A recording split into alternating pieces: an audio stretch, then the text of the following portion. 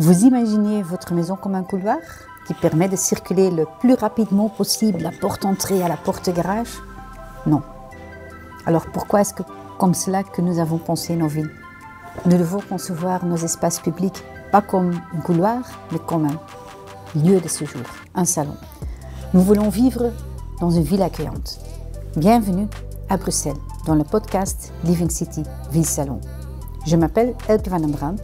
Je suis ministre bruxelloise de la mobilité, travaux publics et de la sécurité routière. Et nous sommes confrontés à une urgence climatique. Et nous devons trouver un moyen à la fois de lutter contre la crise climatique et d'améliorer la justice sociale. Chaque jour, j'essaye de changer Bruxelles parce que je crois qu'améliorer nos choix de mobilité est un levier puissant pour une transition juste. Mais je suis qu'une seule personne.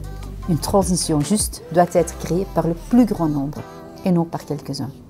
Et dans cette série de podcasts, je parlerai à de nombreuses personnes qui ont des idées, d'expériences, des exemples bruxellois ou étrangers de personnes et de citoyens qui inspirent nos villes et qui ouvrent la voie. Alors, asseyez-vous dans votre canapé, posez vos pieds sur la table basse et respirez. Alors, aujourd'hui, dans le canapé à côté de moi, il y a Maïté Meus, une femme, une jeune bruxelloise, quand même exceptionnelle. Elle finit de ses études, mais elle a plein de projets pour se lancer. C'est une féministe qui a été aussi confrontée, comme pas mal d'autres femmes, avec du violence dans le monde du nuit et qui voulait agir. Alors, elle a créé la page Balance ton bar, la page Instagram qui a fait un grand buzz à Bruxelles, en Belgique, mais même international. C'est devenu une voix pour les femmes qui demandent plus de justice, qui demandent de pouvoir sortir en toute sécurité, quelque chose qui doit être évident, mais qui malheureusement n'est pas encore le cas. Elle est aussi lauréate du prix Amnesty des jeunes des droits humains. Alors, un tout grand merci d'être ici avec moi. Merci à vous pour l'invitation. Et peut-être commencer pour dire à Bruxelles, quel est l'endroit où vous vous trouvez le plus à l'aise, votre place favorite de Bruxelles? C'est compliqué ça. Il y en a beaucoup. Mais je dirais XL, près de l'abbaye de la Cambre. Oui. Je trouve que c'est un super joli coin. Ouais. Et pourquoi là? C'est verdoyant. J'aime la nature. Et c'est bien de se sentir à l'aise là? Oui, c'est un endroit de détente, de partage, je trouve. Il y a énormément de personnes qui ont investi l'abbaye de la Cambre, le bois de la Cambre et qui pique-niquent là, qui jouent là, qui passent en famille, qui passent entre amis. Donc j'aime beaucoup. Et le fait que ça soit verduré est aussi important, j'entends bien. C'est très important pour moi. J'ai besoin de voir la nature, les arbres, de vivre en ville parce que j'aime la ville. Et j'ai une nature profondément citadine, mais j'ai besoin d'être... je ne peux pas être coupée de la nature en tout cas. Je pense personne, et c'est la raison pourquoi on doit verduriser aussi en ville.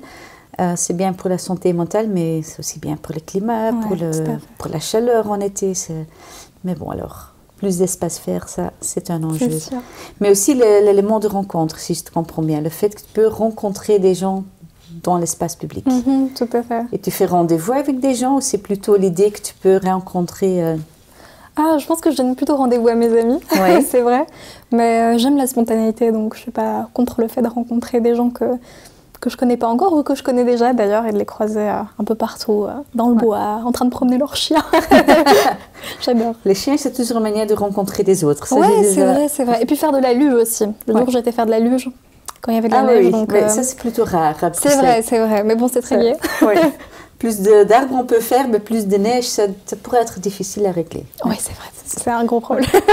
Mais ça montre, parce que ce podcast entre dans l'idée de créer de Bruxelles beaucoup plus un élément de salon, d'un ville-salon, au lieu d'un ville-couloir, où tout est orienté pour se transporter en voiture, à vélo, en transport commun, mais c'est transporter les gens. Mais en fait, les autres fonctions, comme tu dis tout de suite, c'est lieu de rencontre, y être, se reposer, se calmer. Et cet élément dans notre espace public à Bruxelles est important. Et je comprends aussi pour toi. Voilà. Tu as toujours habité à Bruxelles, sauf un petit intervalle à Milan. C'est quoi, pourquoi Bruxelles? Qu'est-ce qui est l'importance pour toi d'être à Bruxelles? Bruxelles, c'est une ville tellement particulière, avec une culture qu'on retrouve nulle part ailleurs. Moi, c'est vrai que j'ai appris il y a quelques années que c'était la 2e ville la plus cosmopolite au monde. Et ça m'a pas surpris, mais ça m'a fait quelque chose. Je trouve qu'on est super riche de ça à Bruxelles. On est super riche des différences, de cet aspect multiculturel. Et je trouve aussi que Bruxelles, c'est un vivier créatif. On ne met pas ça assez en avant et j'aime beaucoup la scène très créative. Enfin, il y en a dans plusieurs endroits, dans plusieurs milieux, mais j'aime ça. Il y a une profondeur et une âme dans la ville de Bruxelles. Que tu ne trouves pas ailleurs. Non, que je ne trouve pas ailleurs. Voilà, c'est bien. C'est pour ça que je suis revenue. Oui. Quand même, tu as lancé un Balance ton bar sur base des expériences plutôt négatives à Bruxelles. Pourquoi tu l'as lancé? C'est un peu où est l'origine de tout cela? Je pense qu'il faut être assez honnête. L'origine de tout ça, c'est la colère. Ouais. C'est la colère face à l'injustice, face à la violence, face au fait que tant de personnes et tant de femmes, dans ce cas-ci, ont vécu des expériences similaires et que la société ne semblait pas les écouter. Tant au niveau de la police, de la justice, que des patrons des établissements de nuit. Il y avait on a forcé l'écoute, en fait. Parce qu'on dit souvent, oui, on a libéré la parole, mais je ne pense pas que ce soit la phrase la plus juste. On a forcé l'écoute parce que de nombreuses victimes ont essayé de parler depuis longtemps et il était temps qu'elles soient écoutées. Ouais. Et cet élément d'être écouté, c'est difficile de faire en sorte, parce que tu dis c'est pas évident, on a la liberté de dire ce qu'on veut, mais c'est autre chose d'avoir la vraie liberté de s'exprimer, et d'être à l'aise et d'être écouté. C'est quoi qui a fait la différence? La pression, je pense. La pression a forcé cette écoute, une pression qui a été médiatique, une pression face à la quantité de récits, de témoignages d'agression, de viols, de soumission chimique. Donc il y a eu une obligation un petit peu pour le monde politique, pour le monde médiatique d'écouter. C'est vrai, on était obligés, comment je peux en témoigner. C'est aussi de vouloir, d'écouter, parce que je pense qu'il y a beaucoup, pourtant de femmes, mais même des hommes, on connaît les histoires, on les a vécues, c'est pas, malheureusement, on n'était pas surpris. Est-ce que tu penses que les violences sexuelles est trop tolérées dans notre société? Bien sûr, moi je crois totalement qu'on vit dans une culture du viol. Je pense que c'est un mot ce sont des mots qui sont durs et que beaucoup de gens ont du mal à entendre, en se disant on n'est pas dans une culture où on viole partout, mais on est dans une culture de l'impunité aussi. Quand on voit le taux de condamnation des agresseurs sexuels, qui est vraiment extrêmement bas, un dossier de viol sur 100 engendre une condamnation effective de l'agresseur. Donc effectivement, on est dans une culture de l'impunité contre laquelle il faut lutter. On connaît les chiffres, on connaît les histoires, mais est-ce qu'on l'a accepté d'une manière trop et on a pris comme une réalité? Bien sûr, moi je pense que ça a été banalisé pendant longtemps et qu'on l'a attribué à un phénomène individuel. On a responsabilisé à chaque fois les victimes de façon individuelle. Ah oui, mais pourquoi vous sortez à des heures pareilles? Pourquoi vous traînez dans des quartiers pareils? Ça n'a aucun sens. Pourquoi vous vous habillez de façon pareille? Or, la sécurité, c'est un problème collectif. Ouais. Et on y gagne tous à créer une société qui est sûre pour tout un chacun. Voilà. Alors, c'est plutôt le masse critique qui était important et que tu as pu créer. C'était difficile au début ou c'est tout de suite devenu quelque chose large où tu as vraiment dû te battre et faire en sorte que ça a commencé à vivre?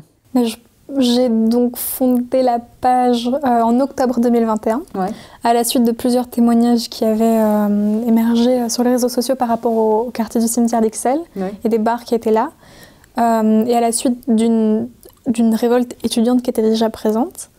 Et je me suis dit, il faut absolument que je puisse centraliser des témoignages de violences sexuelles, de soumission chimique, mais d'un peu partout. Parce qu'il n'y a pas que le cimetière d'Ixelles. Et j'avais l'impression qu'à ce moment-là, les médias faisaient un focus sur le cimetière d'Ixelles comme si c'était encore une fois un cas isolé. Or, ça ne l'est pas du tout. Et donc, j'ai lancé un appel à témoignages sur une page que je venais de créer. Et je l'ai envoyé à tellement de comptes féministes en demandant est-ce que vous pouvez relayer cet appel ? Et beaucoup l'ont fait. Et tout de suite, dans les premières heures, j'ai eu un afflux de témoignages mais massifs, presque ingérable en fait. Je m'attendais pas à ça. Enfin, je m'attendais à à la nature des témoignages, qui était extrêmement violent, mais je ne m'attendais pas au nombre de témoignages, à ce nombre-là en tout cas. Et voilà, c'est comme ça que ça a commencé et ça s'est très vite embrasé en fait. Ouais. Ça fait quoi pour toi? Parce que ça vient que chez toi, tu n'as pas une équipe pour les gérer. Ça t'a renforcé ou c'était difficile à gérer?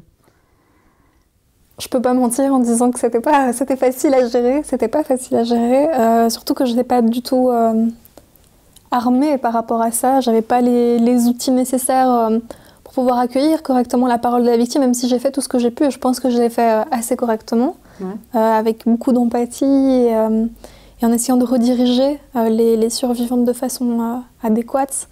Voilà, maintenant dire que ça a été facile, je dirais pas, mais j'ai fait ce que j'ai pu là-dedans.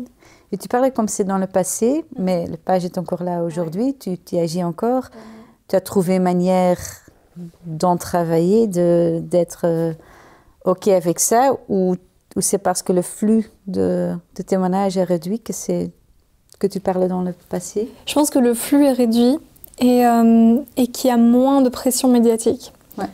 Et ça m'aide à mieux gérer les choses, à pouvoir planifier et à pouvoir aussi projeter des activités, par exemple pour les survivantes, des choses très, très pratiques que j'essaie d'organiser.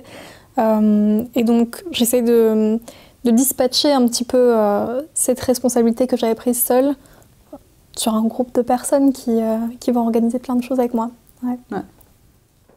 Et pour rediriger vers des autres, l'aide professionnelle, est-ce qu'il y a assez? Est-ce qu'il y a des endroits? Est-ce que c'est possible? Ou là, il y a des murs de liste d'attente? Ou tu trouves que si les gens veulent être réorientés, que c'est faisable? Je trouve qu'au niveau des CPVS, il y a eu un beau développement. Donc les centres de prise en charge des violences sexuelles. Le centre de Bruxelles a été étendu, a subi une expansion. Donc ça, c'est vraiment pas mal. En Wallonie, en Flandre, les centres se sont multipliés aussi. Maintenant, j'ai vu qu'il y avait un problème central par rapport à l'accès à la thérapie. Et pour moi, pouvoir se reconstruire après avoir vécu des violences sexuelles, c'est vraiment un droit en fait. Et je ne supporte pas de voir qu'il y a une inégalité là-dedans. Qu'il y a des personnes qui peuvent se permettre la thérapie, aller peut-être plus dans le privé, et puis d'autres personnes qui se trouvent confrontées à un système qui est déjà surchargé. Et où parfois les gens ne sont pas formés à l'accueil de la parole de la victime dans le contexte spécifique des violences sexuelles. Et donc j'essaie de pallier à ça. Voilà.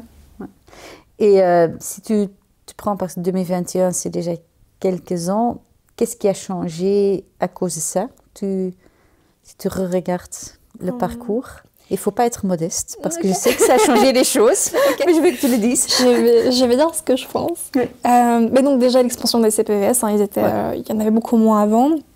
Et donc c'est vraiment super utile parce qu'il y a une équipe pluridisciplinaire là-dedans qui va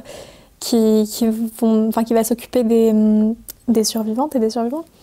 Donc un gynécologue, quelqu'un pour prendre la plainte, des médecins, une équipe qui peut accompagner sur un plan thérapeutique à plus court terme, au moyen terme. Donc ça, c'est vraiment une grande avancée. Il y a eu la notion de soumission chimique qui est entrée dans le code pénal sexuel. Ça, c'est une grande avancée aussi. Un plan de la ville de Bruxelles pour lutter contre le harcèlement sexiste dans l'espace public. Et alors, un budget qui a été débloqué aussi pour former le personnel des établissements de nuit, même s'il faut encore beaucoup mettre l'accent là-dessus. C'est un peu là, qu'est-ce que tu veux encore obtenir? Qui se dit, voilà, ça c'est encore des choses qu'il faut vraiment... Je pense que ce que je veux maintenant, c'est que les choses s'ancrent vraiment dans le concret. Il y a eu beaucoup de plans, beaucoup de constats, de statistiques, et je pense que c'est très bien. Il faut avoir des statistiques pour pouvoir agir, mais maintenant il faut faire les choses, il faut former massivement, il faut éduquer au consentement, il faut renforcer tout ça, il faut pouvoir permettre le développement d'un espace public qui est safe. Et on n'en est pas encore là. Aujourd'hui, c'est 1 Belge sur 5, je crois, qui dit que l'espace public, qu'il se sent en insécurité dans l'espace public. Donc on n'en est clairement pas encore là. Donc voilà, il y a beaucoup de travail à faire à ce niveau-là. Ça, c'est quelque chose qui m'intéresse parce que je suis responsable parfois pour réménager l'espace public.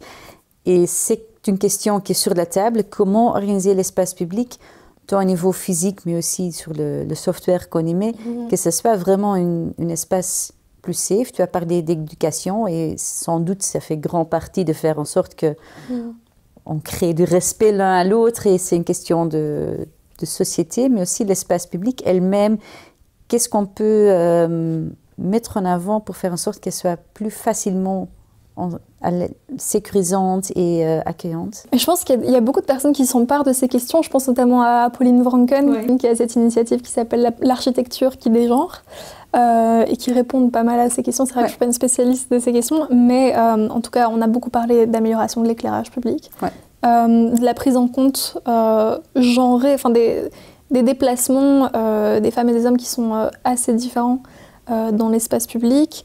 Voilà, il y a beaucoup de choses à faire. C'est une vaste question. Oui. J'essaie de repenser à un article que j'avais lu dans lequel Pauline Wranken parlait de créer une coveillance. C'est un mot que j'avais jamais entendu. Et elle parlait de créer une frontière plus poreuse entre l'espace privé et l'espace public. Pour donner un sentiment de sécurité en fait dans cet espace public, que les terrasses soient animées, qu'on puisse sentir l'odeur du barbecue du voisin, qu'on puisse sentir qu'il y a de la vie en fait. Et cette vie permet de se sentir en sécurité. En fait, moi je crois pas trop beaucoup de personnes ont parlé de rajouter des caméras partout, de mettre, de renforcer la présence policière dans les rues, et c'est pas je crois pas en ce contrôle des corps qui pour moi... c'est compliqué, hein.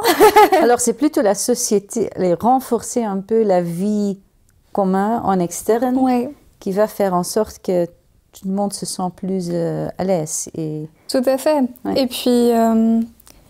puis éduquer aussi, au harcèlement sexiste dans l'espace public. On en a beaucoup parlé. Il y a des associations qui se concentre sur ce sujet-là. Je pense à Touche pas à ma pote, je pense que Garance fait aussi ça. Voilà, il y a des associations qui luttent pour ça. Et il faut absolument former dans les écoles, dans les commissariats aussi, les personnes qui reçoivent les plaintes, au niveau de la justice. Enfin, il y a beaucoup de personnes à former. Mais c'est une thématique super intéressante. Mais en fait, là, ce que vous disiez tout à l'heure, c'est que en fait, c'est pas juste question, c'est former, etc., mais c'est aussi changer les lieux où on se retrouve, notamment prévoir plus de vie. Alors, je reviens aux mêmes choses. Si l'espace public est que pour se déplacer, et on n'a que des débats sur comment se déplacer, mais pas sur comment y faire une vie, on rate vraiment une opportunité de créer ces connexions entre les gens. Et ça, c'est en fait, si je vous comprends bien, un élément essentiel, notamment sur le sentiment de sécurité. Bien sûr. Je pense qu'il faut créer une ville connectée, une ville où il y a un véritable vivre ensemble et pas ostraciser une communauté ou que chacun soit dans son quartier. Je ne crois pas à ce genre de ville et je pense qu'il faut renforcer cette notion-là. Est-ce que vous avez eu des bons exemples de cela à Bruxelles ou ailleurs, d'où il y a quelque chose qui a vraiment nourri cet élément-là, qui a créé cette cohésion sociale? C'est assez marrant, je trouve que le monde de la fête, moi j'ai beaucoup parlé du monde de la fête, mais le monde de la fête crée beaucoup cette cohésion sociale, cette rencontre, ces espaces de rencontre. Et c'est pour ça qu'il faut pouvoir permettre un monde de la fête qui est véritablement safe et propice à la rencontre aussi. Alors le monde de nuit n'est pas le problème, c'est la solution, mais il faut faire en sorte que... Je ne sais pas si c'est la solution pour tout. Mais, en tout cas, le monde de la nuit, c'est vaste comme terme. Il y a les bars, il y a les clubs, il y a peut-être les restaurants, l'Oreca, c'est très très vaste, mais en tout cas je trouve qu'il faut permettre la rencontre à travers des espaces qui le proposent. Et il faut rendre ces espaces safe, et je trouve que quand on est une entreprise qui joue là-dessus, qui offre un service dans cette catégorie-là, le monde de la nuit, la rencontre, tout ça, c'est aussi de la responsabilité de cette personne de pouvoir offrir un espace safe. Ça fait partie du service pour moi, donc il faut travailler là-dessus. Mais ce n'est pas évident non plus, parce que ça met une grosse responsabilité. Et si on veut de plus en plus des choses qui connectent les gens, s'il y a telle responsabilité pour les autres dans son établissement, ce n'est pas évident non plus, évident. Non, ce n'est pas évident, mais c'est une caractéristique qu'il faut prendre en compte, au même titre qu'il faut une autorisation de l'AFSCA pour ouvrir quelque chose. Il faudrait prendre en compte la sécurité au même titre, que ce soit des normes assez rigides qui permettent l'épanouissement de tout un chacun. Et là, il y a des bonnes pratiques que tu dis, là, c'est quand même un établissement qui a vraiment pris ça au sérieux et qui a fait une différence? Il y en a, je pense qu'il y en a. Il y a des établissements qui ont formé d'abord leur personnel à la question des violences sexistes et sexuelles, et puis comment réagir en fait, quand ça se passe. Voilà, que faire avec une personne qui a été victime, qui on appelle le CPVS, est-ce qu'on appelle la police, voilà, tout ça, ce sont des questions hyper importantes. Puis ce sont des établissements qui ont créé aussi des safe zones, au cas où quelque chose se passe, qui ont formé leurs vigiles aussi, parce qu'on a vu énormément de réactions vraiment problématiques de la part des vigiles. Puis il y a un tas d'autres trucs à faire, le procédé Angela, vous connaissez ça? Oui. Donc mettre ça aussi en place. Pour nos écouteurs, quand même expliquer. Et aussi l'élément de safe zone, peut-être intéressant de... alors la procédure Angela, c'est... faut que je trouve la façon de l'expliquer, parce que c'est un peu compliqué. Enfin, c'est simple, mais c'est compliqué à expliquer. Oui, c'est un cri d'alarme, mais bon. Oui, c'est un cri d'alarme. Donc, le processus Angela, c'est un espèce de cri d'alarme. Donc, quand une personne est victime de violence, d'attouchement, voilà, elle peut aller voir le personnel de l'établissement en question et dire « je voudrais voir Angela, je voudrais un cocktail Angela ». Et alors là, elle sera prise en charge, une attention particulière sera portée sur elle, et alors elle sera aidée et accompagnée. Je pense que c'est un très bon processus, mais il faut que les personnes soient formées en amont pour pouvoir comprendre ça et agir. S'ils disent « je ne connais pas Angela », ça n'aide pas. Oui, c'est ça. C'est qui Angela? Elle ne travaille plus ici, non, ça ne fonctionne pas. Et il faut que les gens le connaissent, et comme ça que c'est un peu le nouveau BOP. C'est ça, c'est le BOP, mais dans le monde de la nuit pour la sécurité. Et le safe space, parce que tu parlais de ça aussi, c'est peut-être aussi intéressant de l'expliquer, parce que... Le safe space, c'est une zone où une personne peut s'isoler si elle a vécu quelque chose, si elle a vécu des violences, des attouchements... et où elle peut être aussi prise en charge là, mais isolée du reste. Et si on traduit ça peut-être à l'espace public, parce que si on parle dans des établissements, dans l'espace public, est-ce qu'on a besoin d'un certain code entre les Bruxellois aussi pour avoir le même effet, pour attirer l'attention, pour dire « oh, je ne suis pas à l'aise » et qu'on a certains codes de conduite pour tirer l'attention. C'est une bonne idée, parce que quand on voit l'effet témoin quand on parle du sujet de harcèlement sexiste dans l'espace public, quand on voit le peu de personnes qui réagissent, c'est assez problématique. Il y a déjà une formation qui s'appelle la formation des 5D, qui permet d'apprendre à chacun à réagir. Je ne sais plus comment ça va, mais donc il y a diriger. En néerlandais, ce sont 5V. 5V, voilà, c'est pour ça. 5D. Et 5A, non, c'est attirer l'attention. C'est ça, attirer l'attention, diriger. Il y a plein de choses à faire. Rester, ne pas, par rapport à la personne. Des autres. C'est sûr, par rapport à la personne qu'on est aussi. Je veux dire, il y a des personnes qui ont vraiment du mal à interpeller de façon très frontale et à dire stop, maintenant tu ne fais plus ça. Mais qui préfèrent distraire. Voilà, c'était le dé que je cherchais. Et donc, il y a plein de façons de faire, mais il faut apprendre aux gens à réagir. Et c'est pour ça que je pense qu'ils devraient connaître cette méthode. Et c'est un truc qu'on pourrait appliquer dans l'espace public. L'élément des bystanders, c'est faire en sorte que les gens savent agir et savent quoi faire. Tout à fait. Et l'élément de safe space, on peut traduire ça aussi à l'espace public. Il y a Est-ce qu'on a besoin des endroits qui sont beaucoup plus identifiés comme safe space? C'est plus difficile à faire, mais...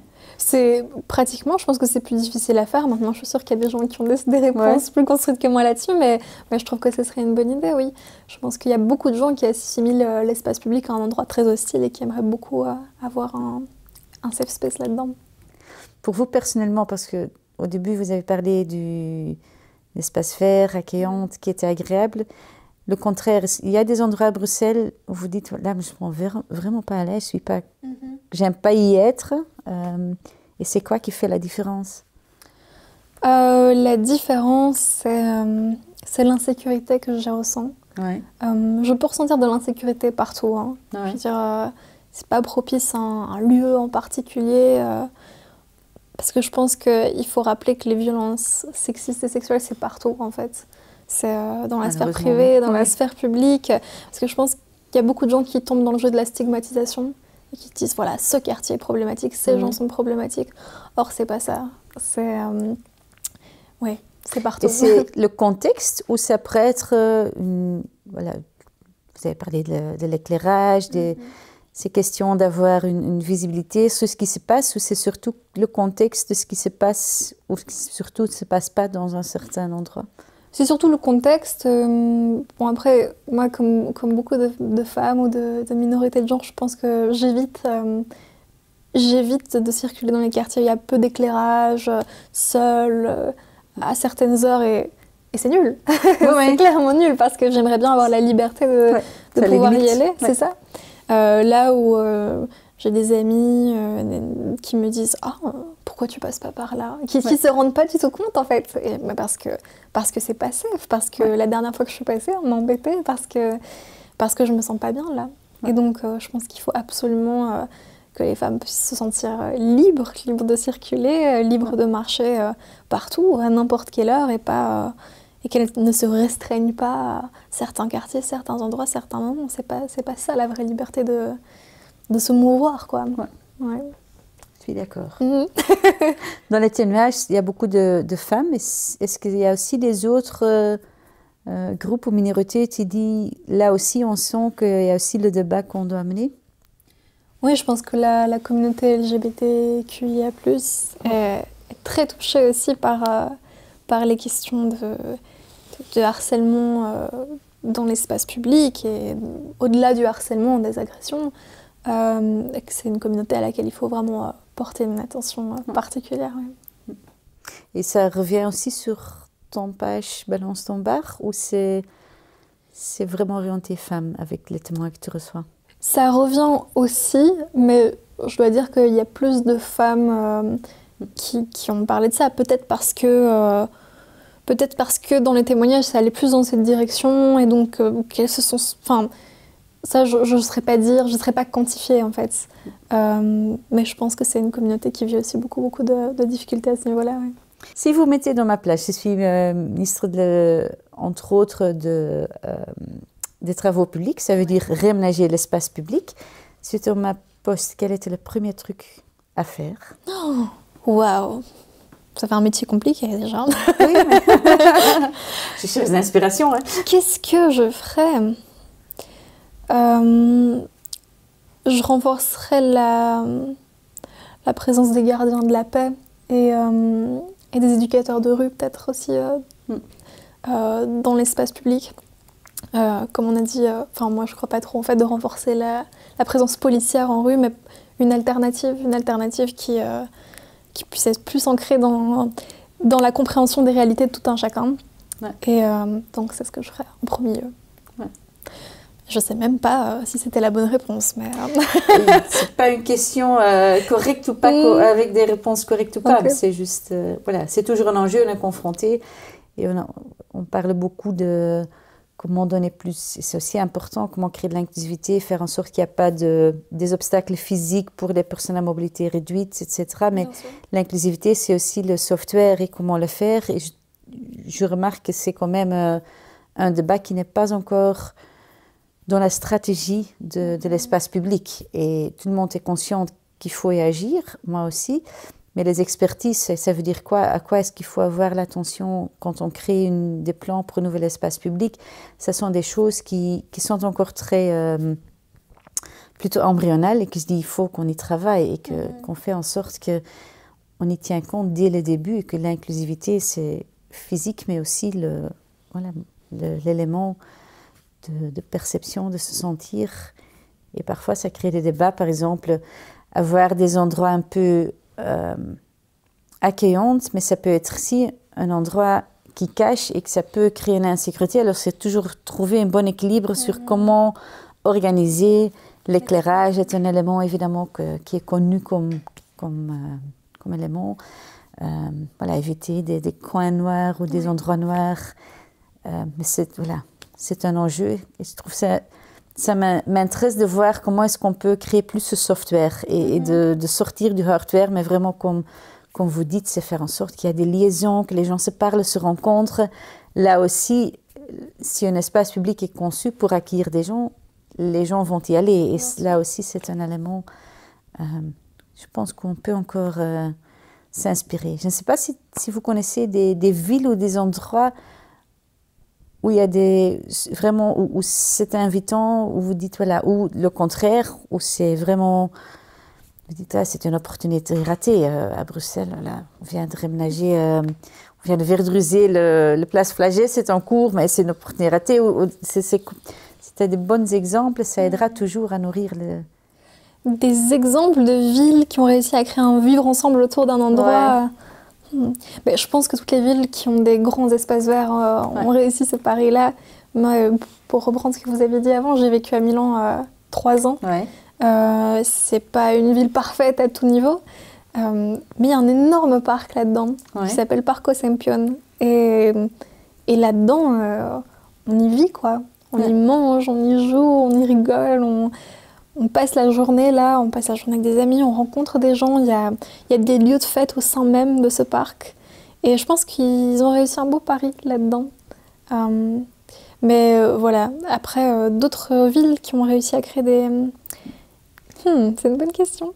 Et les fêtes à Milan dans le parc sont des fêtes plutôt publiques ou c'est plutôt privé organisé dans le parc? Il y a des deux, il y a les deux, ouais. Il y a 2 lieux de fête. Et puis en plus de ça, il y a souvent des fêtes, des festivals, des trucs qui s'organisent là-dedans, donc il y a de tout. Mais ça vit. Et on a besoin je pense que la réponse, on a besoin des deux, des trucs organisés privés, etc., mais aussi des trucs plus spontanés, plus publics. Est-ce qu'on a ça à Bruxelles? Est-ce qu'on doit en investir plus? Ça me fait un peu penser à la fête des voisins, ça. Oui. Mais je trouve que ce sont des très bonnes initiatives qui lient les gens. Moi, je pense à la fête des voisins dans ma rue. C'est la seule fois de l'année qu'on se rencontre tous, quoi. C'est la seule fois qu'on se regarde vraiment, qu'on se parle vraiment, qu'on échange. Et il faut favoriser ce genre de moments, ce genre d'endroits. Et il faut investir là-dedans aussi. Bon, je dis pas qu'il faut investir dans toutes les fêtes des voisins de tous les quartiers, mais il y a plein d'événements qui lient à Bruxelles et qui sont du ressort du public. Oui, on a par exemple, ça s'appelle Bruxelles en vacances, on a des projets où on dit, pendant l'été, vous pouvez, ce sont des petits subsides, mais pour faire vivre une rue ou une square, et ça, c'est exactement la réaction qu'on a, c'est, j'ai rencontré mes voisins, alors qu'ils habitent à 1,2 million, mais c'est étonnant comment on ne connaît pas ses voisins. Ça me fait penser à une initiative qui se passe à Anderlecht qui s'appelle Radio 1070. Pendant l'été, ils mettent une caravane avec une radio où chacun peut venir s'exprimer, parler de ce qu'il connaît, de ce qu'il ne connaît pas encore, s'exprimer sur un sujet en particulier, lire un poème, enfin ce qu'il veut. Et ça crée vraiment, et tout le monde l'entend sur la place. Et ça crée énormément de dialogues et de rencontres, et je pense que c'est très beau. Et c'est des petits projets comme ça qui paraissent pas être énormes, mais qui changent vraiment la vie d'un quartier. Est-ce que, parce que voilà, vous pouvez comparer Milan à Bruxelles, peut-être intéressant. Est-ce que la vie est plus externe à Milan qu'à Bruxelles? Est-ce qu'on vit plus à l'intérieur et plus dans nos espaces privés? Ou c'est juste une image qu'on a parce qu'il fait plus beau à Milan qu'à Bruxelles? Je pense que les quelques degrés en plus aident vraiment à sortir. Oui, il pleut beaucoup moins. Et donc ça aide. Mais je pense que même avec la pluie ici, on peut réussir à faire quelque chose de beau. Et puis on peut avoir des espaces publics couverts aussi, ça n'empêche. Donc je pense qu'il y a un élément qui est important, c'est l'accessibilité de ces événements, tant au niveau vraiment physique, que ce soit accessible à tous, qu'au niveau financier, que ce soit accessible financièrement. Parce qu'on le voit, il y a plein de jeunes qui ont envie de se rencontrer, qui ont envie de vivre, de découvrir, mais qui n'ont pas toujours les moyens pour. Donc je pense que le public a un gros rôle à jouer là-dedans aussi. C'est un débat qui revient souvent aussi à Bruxelles, que l'espace public ne doit pas tous être... Bon, on a besoin des terrasses et des lieux de rencontre, mais qu'on a besoin aussi des espaces où il ne faut pas payer pour y être, pas acheter son café ou une bière pour pouvoir y être. Ça, c'est aussi quelque chose que vous avez l'impression qu'il faut veiller à Bruxelles. C'est une tendance qui est là, de privatiser cet élément d'espace public? Je pense, oui. Et puis, il y a tout un aspect culture aussi qu'il ne faut pas oublier. Enfin, il y a tout le monde de la fête dont j'ai beaucoup parlé, c'est vrai. Mais il y a tout un aspect culture, expo et gratuité, tout ça aussi pour un certain public, parfois qui ne peut pas se le permettre. Donc, oui, je pense que ça, c'est super important, de faire en sorte que les gens puissent sortir. Mais c'est vrai qu'il y a beaucoup d'initiatives qui vont déjà dans ce sens-là, donc je pense qu'on est bien parti. Si on se met en 2030, par exemple, et on re-regarde cette période-là, qu'est-ce que tu veux qu'on dise dans 10 ans ou dans 15 ans sur la période qu'on vit maintenant et ce qu'on fait maintenant? J'ai envie qu'on puisse dire que c'était vraiment une période de transformation, de changement, d'engagement, de vrai engagement. Un engagement pas mis en œuvre pour... je cherche mes mots. Un engagement pas mis en œuvre juste pour le paraître. Un engagement de fond, quoi. Ouais. Et ce sont des engagements à fond. Et c'est quelle ville que vous rêvez de redécouvrir en 10 ans ou en 15 ans? On a beaucoup utilisé ce terme, mais je pense que je vais le redire parce que c'est important. C'est une vraie ville du vivre ensemble. Une ville safe, où chacun puisse vivre de façon digne. Chacun puisse aller à la rencontre de l'autre dans sa différence aussi. C'est hyper important. Qu'il n'y ait pas cette séparation par quartier ou par niveau de revenu aussi, parce qu'on le sait très bien que certains quartiers sont peut-être mieux lotis que d'autres. Et donc voilà. Alors ça, c'est un peu le souhait pour Bruxelles pour le futur. Oui, tout à fait. Et peut-être personnellement, quel est votre souhait pour vous, pour le futur? Mon souhait pour moi, je mène un tas de projets. Tas de projets associatifs en lien beaucoup avec les victimes de violences sexuelles et l'empouvoirment des femmes. Et que ces projets puissent mûrir et puissent aboutir à quelque chose de beau. Ouais. Et c'est quoi dedans qui vous donne l'énergie? Parce que ce sont des projets, ça demande de l'énergie, c'est un investissement. Tout à fait. Je pense que votre travail a un impact très important pour des autres femmes, mais qu'est-ce qui se fait que vous vous levez le matin et dire voilà, j'ai l'énergie pour le faire? La reconstruction. Je pense que quand je vois des personnes qui sont capables de se reconstruire, qui trouvent cette force en elles, qui font preuve de résilience. Attention, c'est pas un impératif. Je pense que tout le monde n'arrive pas à faire preuve de résilience et c'est ok aussi. Mais quand je vois ça, je trouve ça incroyablement inspirant et je me dis, faut continuer. Ah ouais. Faut continuer pour que chacune puisse se reconstruire, pour que chacune puisse être digne, safe. Et voilà. C'est une belle souhait et une belle source d'énergie. J'espère qu'elle sera riche pour vous continuer à nourrir et d'avoir plein de projets. En disant qu'on peut regarder cet épisode en disant ah ben regarde là, le monde a changé et Bruxelles a changé. Et c'est partiellement grâce à vous et Balance ton bar. Merci. Et j'espère un jour que ça prend une serre et que nos enfants vont dire mais c'était pourquoi ça. J'espère aussi que ça n'aura plus d'utilité, c'est mon grand but. Ça, c'est sûr. Mais on n'y est pas encore. Pas encore, mais ça vient. On y arrivera un jour. Déjà un tout grand merci pour partager vos idées et vos inspirations. Et voilà, on va continuer à construire Bruxelles. Merci, et merci pour l'invitation.